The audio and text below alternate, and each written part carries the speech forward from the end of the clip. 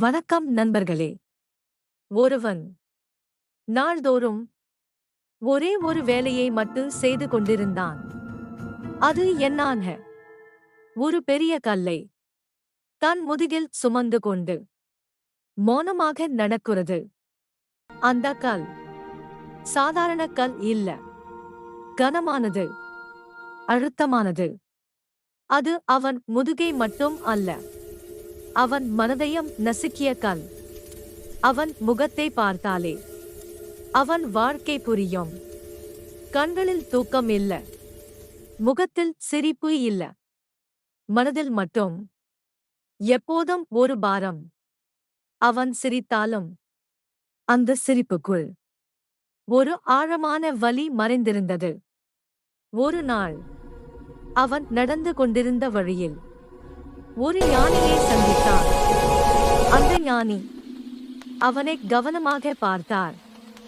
சோர்ந்த நடை, வளைந்த முதுகு, பேசாத துக்கம். அந்த ஞானி அவனிடம் மெதுவாக, மகனே, ஏன் இவ்வளவு கனமான கல்லை தினமும் சுமந்து நடக்கிறாய்? அந்த மனிதன் சில நொடிகள் அமைதியாக இருந்தான். பிறகு மெதுவாக, இந்த கல் என் நண்பனுடைய துக்கம், என் குடும்பத்தின் கவலை, நான் நேசிக்கும் மனிதர்களின் பிரச்சனைகள். அவர்கள் சோகப்படும்போது நான் சிரிக்க முடியாது, அவர்கள் கஷ்டப்படும்போது நான் அமைதியாக இருக்க முடியாது என சொன்னான். அதை கேட்ட ஞானி ஒரு நிமிடம் அமைதியாக இருந்தார்.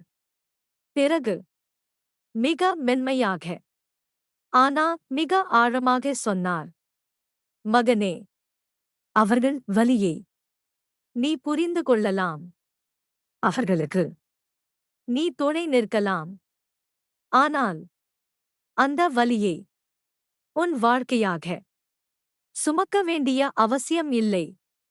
அந்த வார்த்தைகள் அவன் மனதுக்குள் ஒரு மின்னல் போல விழுந்தது. முதன்முறையாக அவன் அந்த கல்லை மெதுவாக கீழே வைத்தான். அந்த நிமிஷம் அவன் முதுகு மட்டும் அல்ல, மூச்சு இலகுவானது, கண்கள் தெளிந்தது, மனம் அமைதியானது. அப்போது உணர்ந்தான், நான் அன்பாக இருக்கலாம், ஆனா சுமையாக இருக்க வேண்டியதில்லை. அவன் திரும்பி பார்த்தான். அந்த கல் அதே இடத்தில் தான் இருந்தது. ஆனா அந்த நாளுக்குப் பிறகு அவன் கல்லில்லாமல் நடக்க ஆரம்பித்தான். அவன் வாழ்க்கை அன்று மாறவில்லை, ஆனா அவன் வாழ்க்கையை பார்க்கும் பார்வை மாறுச்சு. அவன் இன்னும் அதிகமாக பிறரை நேசித்தான், அவர்களுக்கு துணை நின்றான். ஆனா அவர்களின் துக்கத்தை தன் முதுகில் சுமக்கவில்லை.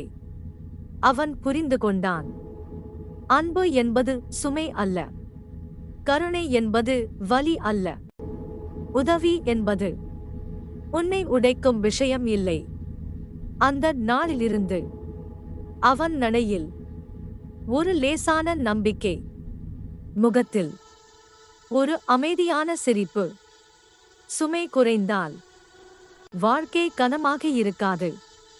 இதை கேட்ட நீங்களும் யாரோ ஒருவருக்காக உங்க மனசுல ஒரு கல்லை சுமந்து கொண்டிருந்தீங்கனா, இன்று அந்த கல்லை மெதுவாக கீழே வையுங்கள். ஏனென்றால் நீங்கள் அன்பாக இருக்க வேண்டும், சுமையாக அல்ல.